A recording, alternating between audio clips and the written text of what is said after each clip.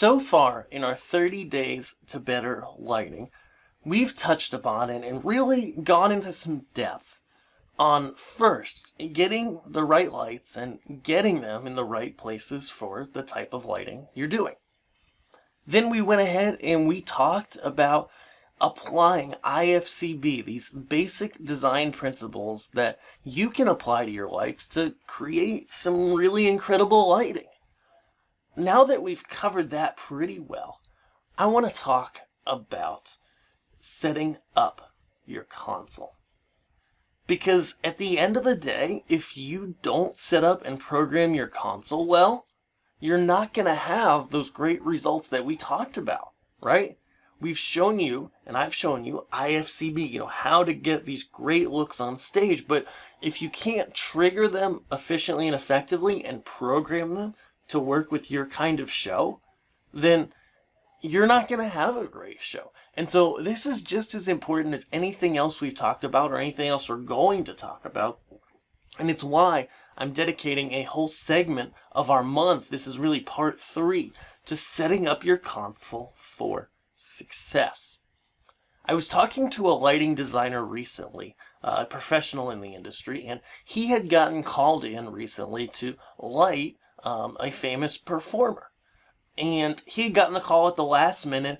Something happened. There was some sort of miscommunication somewhere maybe. And, they didn't have anybody to run lights, but they needed somebody.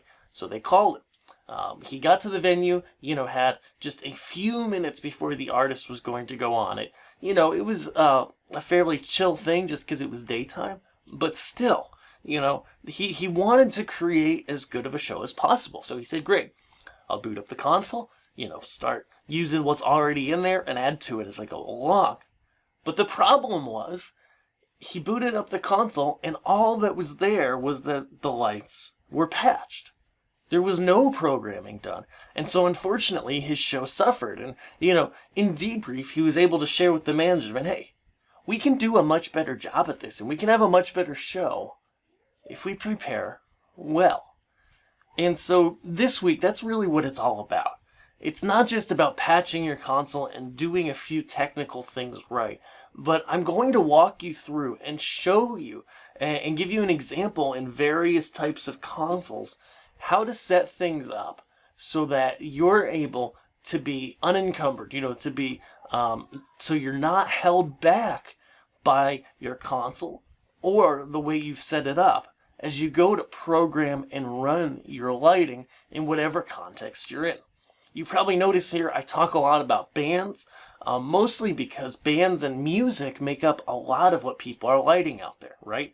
You're going to be lighting music whether you're a band, whether you're lighting for DJ, whether you're lighting for a church and there's a worship team. Theater is about the only kind of show that's not lighting to music. And even then, if you're doing a musical, there's music. And so please know that everything we talk about here and everything we've talked about before can apply to anyone. It can apply to lighting in any context. So when I use the term band, it's not just for bands. Awesome. Now that we got that squared out and out of the way, be sure to subscribe so you do get every video in this series. I don't want you to miss a piece of this because all of these 5-minute or so videos go together and they make one big story, which is that in 5 minutes a day, if you just put in that extra effort, you can really improve your lighting fast. And I want you to get all of these. I also want you to go check out our Patreon. This is something we've launched this month, a great way to help fund the videos on YouTube and the podcast that we do for free. I want you to check that out and you can do it here. Then I'll be back tomorrow. And we're going to talk about the very first steps, the second you turn your console on, what you should do so that you prepare well to create a great show. I'll see you there. Thanks.